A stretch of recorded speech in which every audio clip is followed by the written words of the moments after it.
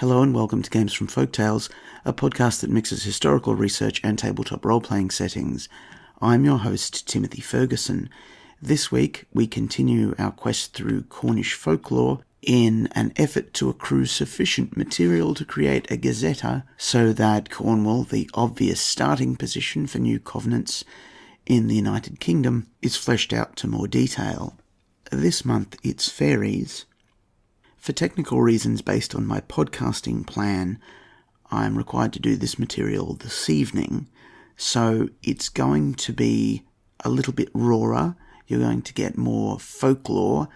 It hasn't been boiled down as much as it usually would be when I present it either on my blog or in an Ars Magica supplement. So shall we?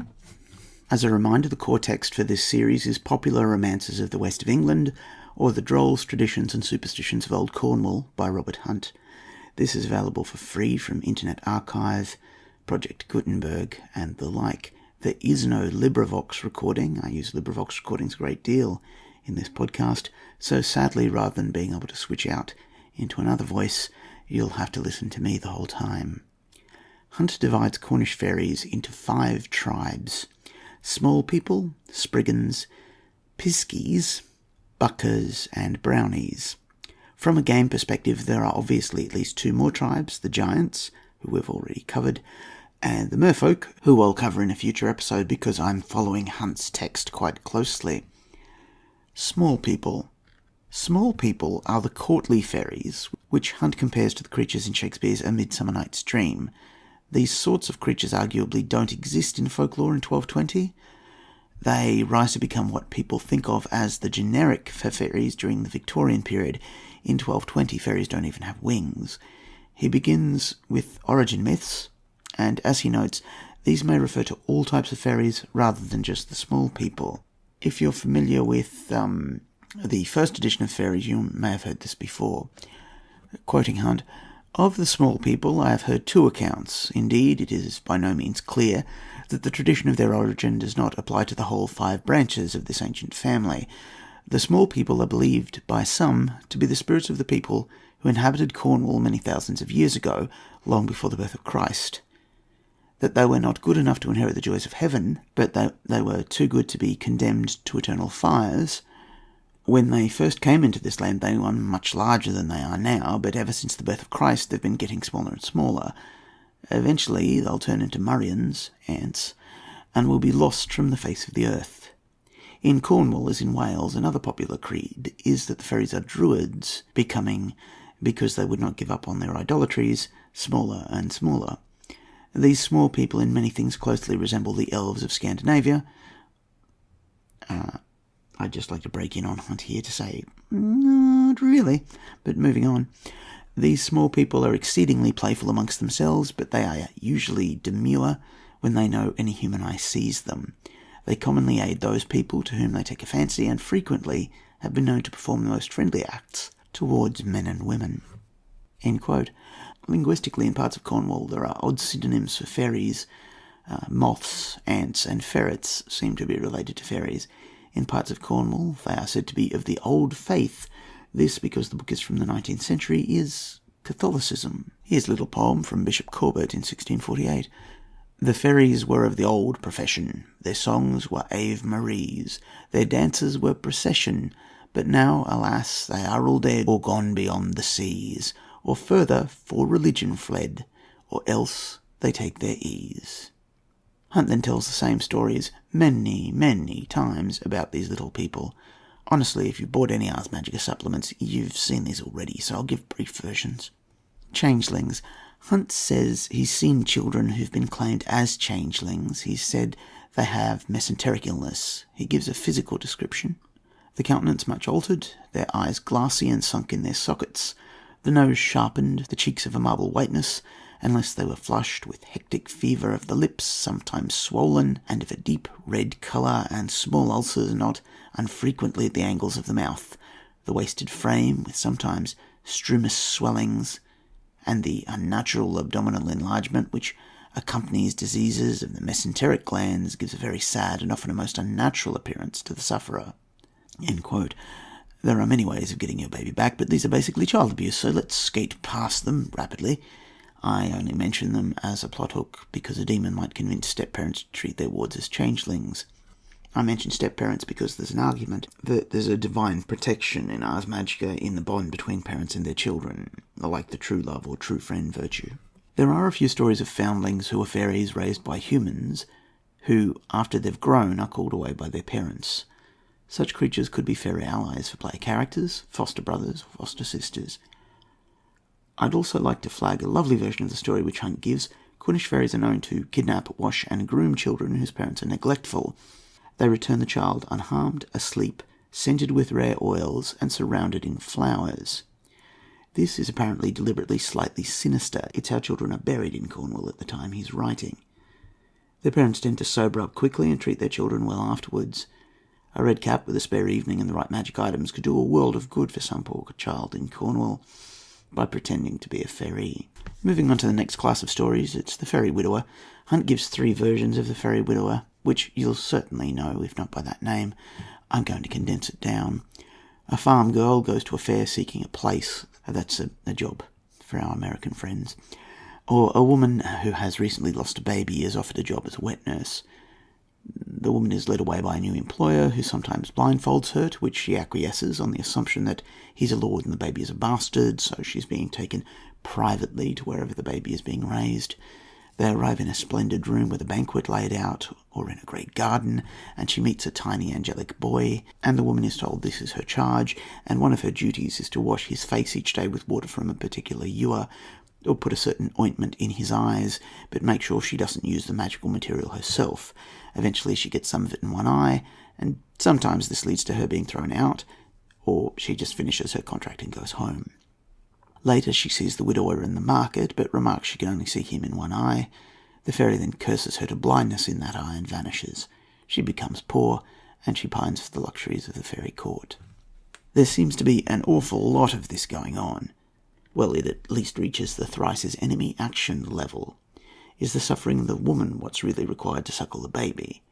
Is this an ordeal for a secret society? What happens to women who don't misuse the ointment?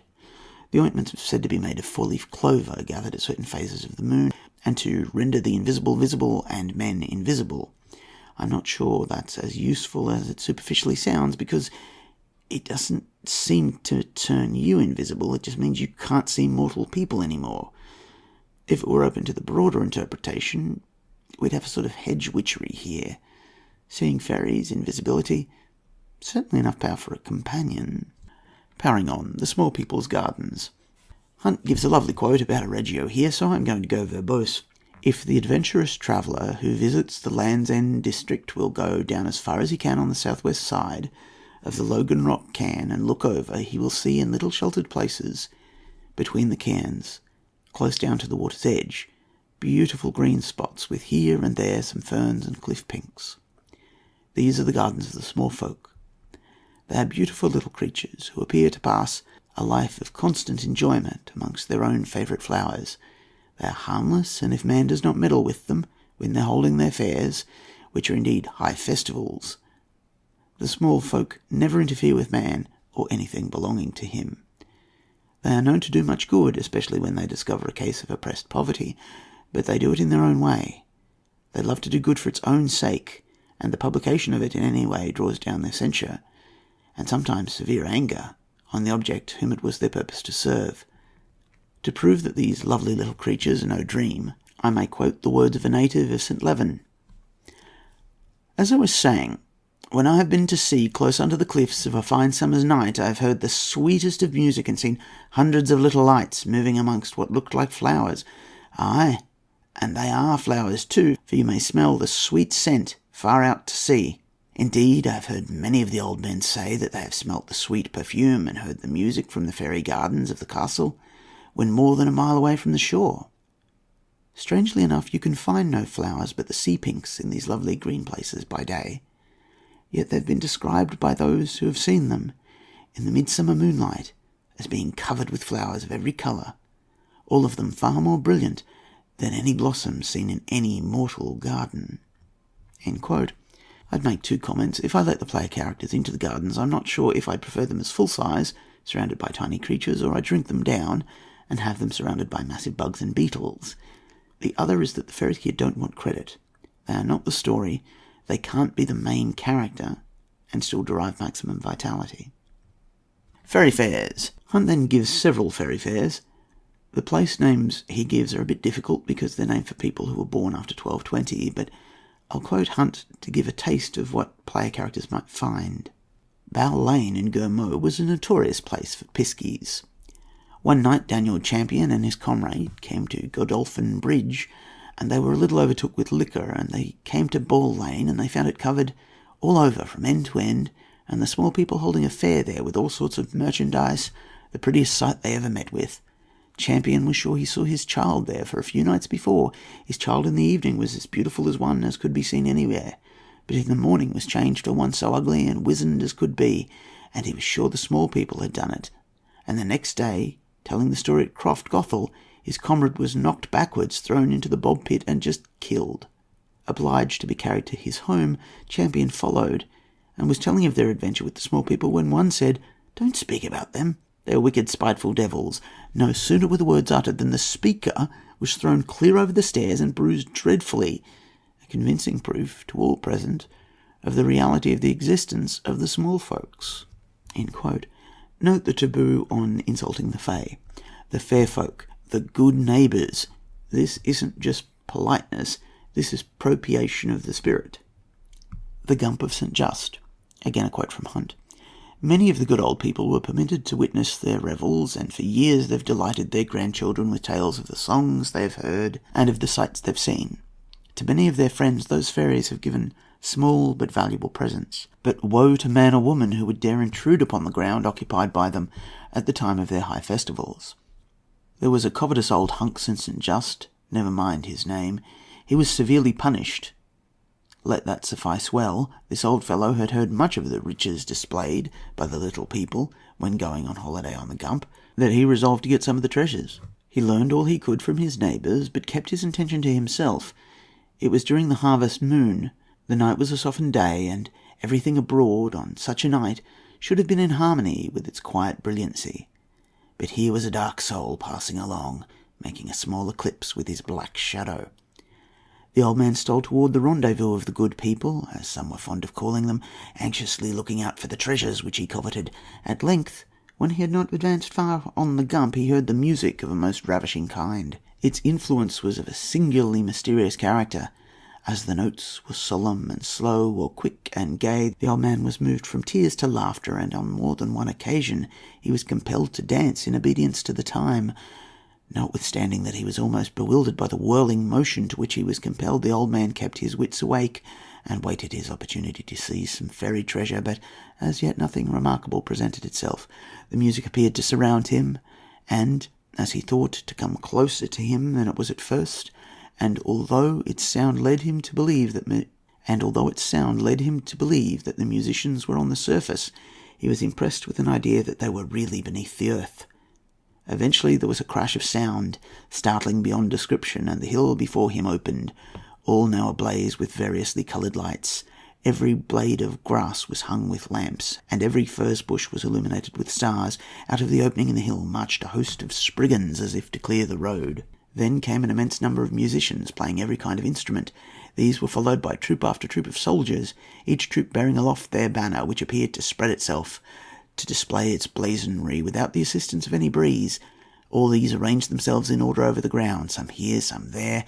One thing was not at all to our friend's liking. Several hundreds of the most grotesque of the Spriggans placed themselves so as to enclose the spot on which he was standing, yet, as they were none higher than his shoe, he thought he could squash them easily with his foot if they were up to any mischief, and so he consoled himself.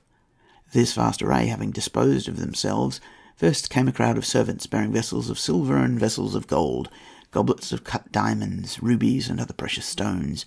There were others laden almost to overflowing with the richest meats, pastry, preserves, and fruits. Presently the ground was covered with tables, and everything was ranged in the most systematic order, each party falling back as they disposed of their burdens.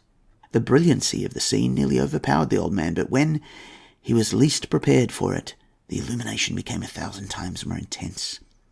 Out of the hill were crowding thousands upon thousands of lovely ladies and gentlemen, arrayed in the most costly attire. He thought there would be no end to the coming crowd. By and by, however, the music suddenly changed, and the harmonious sounds which fell upon his ears appeared to give new life to every sense. His eyes were clearer, his ears quicker, his sense of smell more exquisite. The odours of flowers, more delicious than any he had smelled, filled the air. He saw, without any disturbing medium, the brilliant beauty of thousands of ladies, which were now upon the Gump, and their voices were united in one gush of song, which was clear as silver bells, in a hymeneal symphony of the utmost delicacy. The words were in a language unknown to him, but he saw they were directed towards a new group, now emerging from the hill. First came a great number of female children, clothed in the whitest gauze, strewing flowers on the Gump. These were not dead or cut flowers, for the moment they touched the ground they took root and grew. These were followed by an equally large number of boys, holding in their hands shells, which appeared to be strung like harps, from which they brought forth murmurs of melody, such as angels could only hope to hear and live. Then came, and there were no end to their coming, line upon line of little men, clothed in green and gold, and by, a forest of banners, which, at a signal, were all furled. Then, seated on thrones, carried upon a platform above the heads of the men, came a young prince and princess who blazed with beauty and jewels as if they were suns amidst a sky host of stars. There was much ceremonial marching to and fro, but eventually the platform was placed upon the mound of the Gump, which was transformed into a hillock of roses and lilies, and around this all the little ladies and gentlemen walked, bowing, and each one saying something to the princess and the prince, passing onward and taking their seats at the tables. Although no man could count the number of this host, there was no confusion. All the ladies and gentlemen found, as if by instinct, their places. When all were seated, a signal was given by the prince.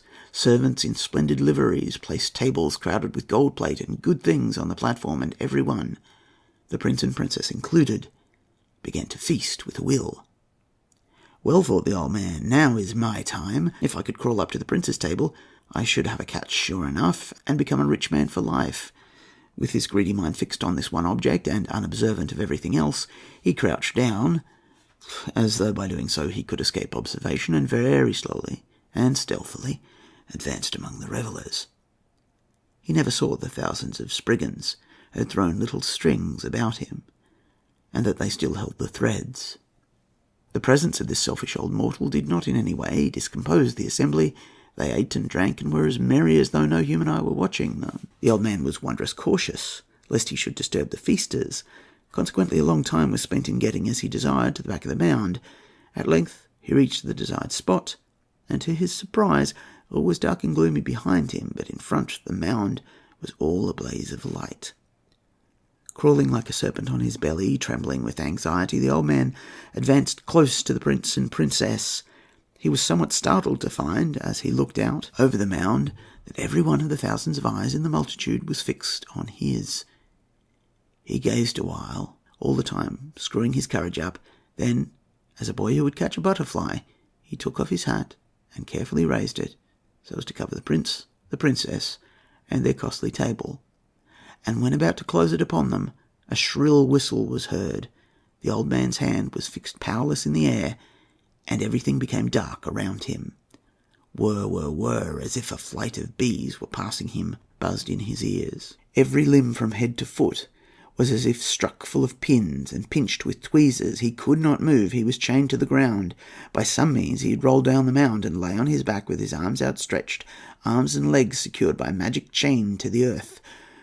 Therefore, although he suffered great agony, he could not stir, and strange enough his tongue appeared tied by cords, so he could not call. He had lain, no man can tell how long, in this sad plight, when he felt as if a number of insects were running all over him, and by the light of the moon he saw standing on his nose one of the Spriggans, who looked exceedingly like a small dragonfly. This little monster stamped and jumped with great delight, and, having his own fun upon the elevated piece of humanity, he laughed most outrageously and shouted, "Away, away, I smell the day." Upon this, the army of small people who had taken possession of the old man's body moved quickly away and left our discomfited hero alone on the Gump. Bewildered, or, as he said, bedevilled, he lay still to gather up his thoughts. At length the sun rose, and he found that he had been tied to the ground by myriads of gossamer webs, which were now covered in dew, and glistened like diamonds in the sunshine. He shook himself and was free. He rose, wet, cold, and ashamed. Sulkily he made his way home. It was a long time before his friends could learn from the old man what had passed that night, but by slow degrees they gathered the story I have related to you." End quote. What the old man hoped to achieve by this is best understood by another story. Hunt gives it as a fairy revel in Towyn. A man tries a similar thing, but he fails because he makes an exclamation of surprise at one of the marvels he sees. He's called foolish by his wife because, quote, "had he but touched the end of a table with his finger, it would have been impossible for the fairy host to have removed an article, as that which has been touched by mortal fingers becomes to them accursed." End quote. This is a new taboo I haven't seen before, and makes fairies difficult to include in the game, but if you'd like to go to the effort of designing contact protocols with that sort of culture, there's a hook for you. Maybe send an away team of familiars. There are a couple of other brief revels mentioned. In St. Leven, the gate at the end of Tresida Lane often leads to a fairy revel. A man who disturbed it saved himself by turning his glove inside out and throwing it among the fairies, which scared them off. He collected a tiny set of silver knee buckles from where the fairy folk were dancing to prove his claims. I'll briefly mention an elderly lady from Rafter Down in Penberth, bedridden for years, who was constantly entertained by fairies when no other humans were around her. Her family dropped in with food once a day and looked after her physical needs, but her house was apparently a constant fairy fair while they were outside. Why she was so honoured is entirely unclear. Another one from Hunt, although this isn't really a revel. The parish church of Leland was long the scene of midnight gambols of the small people. Upon nearer approach, the lights in the church, and most distinctly did the bell toll, not with its usual clear sound, but dull and heavy, as if it had been muffled, scarcely awakening an echo. At length he saw moving along the centre aisle a funeral procession. The little people crowded the aisle, and all looked very sorrowful, but were not dressed in mourning garments. They wore little wreaths of roses, and carried the blooming myrtle. He beheld the bier, borne between 6, whether men or women he could not tell, but he saw the face of the corpse was the face of a beautiful female, smaller than the smallest child's doll. The body was covered with white flowers, and its hair, like gold threads, was tangled amongst the blossoms. The body was placed upon the altar, and then a large party of men, with picks and spades, began to dig a little hole by the sacramental table. Their task being completed, others with great care removed the body and placed it in the hole. As it was being lowered into the ground, they began to tear off their flowers and break their branches of myrtle, crying, "Our queen is dead, our queen is dead."